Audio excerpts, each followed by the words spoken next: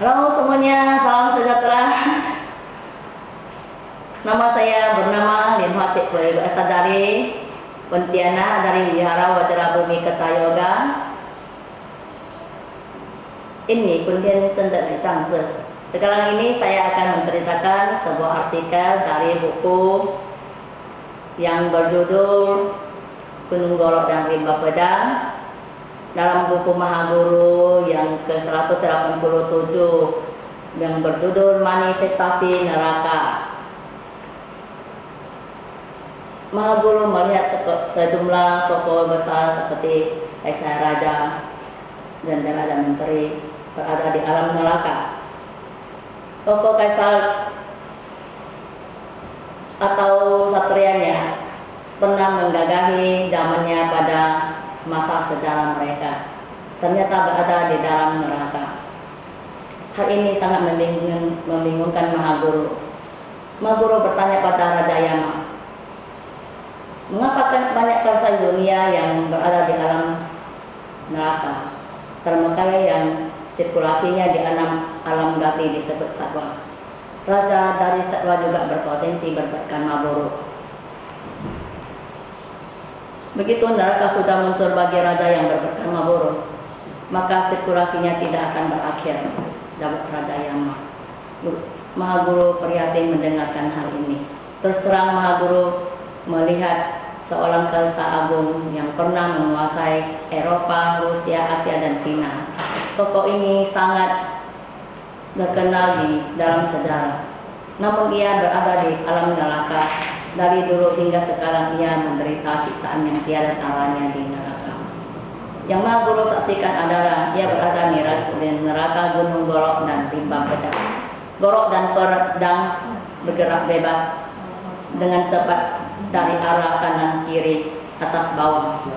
Ia selalu berada dalam bayangan golok dan pedang. Sebentar mati di babat golok, sebentar mati di tusuk pedang. Ia merong mati, hidup kembali. Demikianlah adegan ini terus berulang-ulang hingga ribuan tahun, sampai sekarang ia masih berada di dalam neraka Gunung Golok dan Rimba Pedang. Sungguh menyedihkan para kaisar, raja, dan raja menteri yang bernasib mana itu.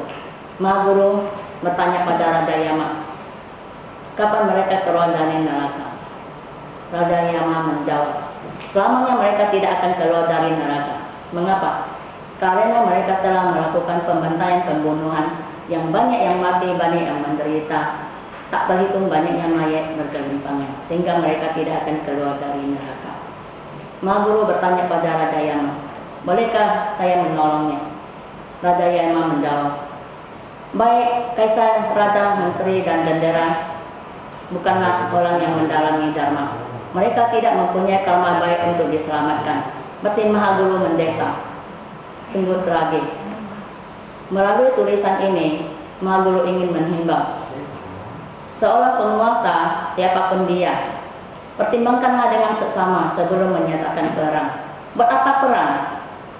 Memangnya perang dapat menyelamatkan manusia? Memangnya perang dapat bermanfaat bagi kehidupan manusia? Renungkanlah hal ini sangat serius. Kalau tidak, pasti akan berhadapan dengan neraka Gunung Golok dan Rimba Pedang. Pemahaman tentang baik buruk itu sebagai seumat Buddha hendaknya menyadari dari manakah kita sebelum dilahirkan, kemanakah kita setelah mati. Lahir dan mati itu siapa? Yang mengalami lahir dan mati itu siapa? Yang datang dan pergi itu siapa? Yang boleh datang dan pergi itu siapa?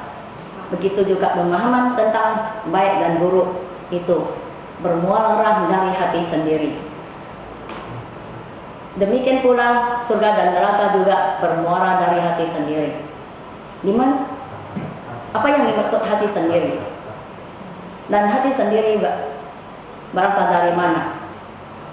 Jika mengenali hati sendiri, maka karma buruk yang tak bersepi pun dengan sendirinya akan bersih. Dengan demikian akan keluar dari neraka. Namun pahamkah para kaisar, raja, dendera, dan menteri?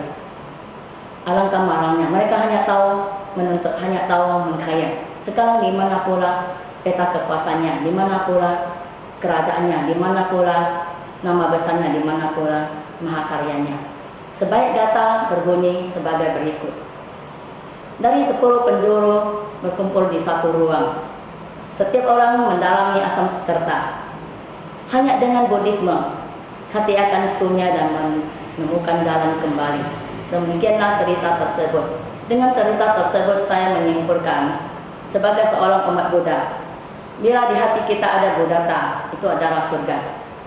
Bila di hati kita dikuasai mara, itu adalah neraka. Karena surga dan neraka itu tergantung dari hati sendiri. Demikian juga kalau kita mempunyai kebiasaan, tiada lahir, tiada mati, semua adalah sunyi. Demikianlah kesimpulan saya. Dan saya mendoakan, semoga semua umat negara di dunia setelah mendengar dan membaca artikel ini tidak akan lagi mengadakan perang. Sempurna hidup damai dan tentram. Om Kulo Yang Sering Siti Hong Amit.